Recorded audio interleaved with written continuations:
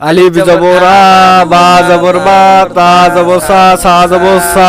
এ কালামানি গেছে, কালামানি গেছে, কালামানি গেছে। এ হুজুর এসেছে, হুজুর এসেছে, হুজুর এসেছে। আসসালামু আলাইকুম হুজুর। ওয়ালাইকুম আসসালাম। তোমরা সবাই কেমন আছো? আলহামদুলিল্লাহ ভালো আছি। আপনি কেমন আছেন? আলহামদুলিল্লাহ, আমিও ভালো আছি। কালকে তোমাদের যে আমি পড়া দিয়েছিলাম, পড়া হয়েছে? জি হুজুর। আচ্ছা ঠিক আছে। আনোয়ার, তুমি আগে বলো তো।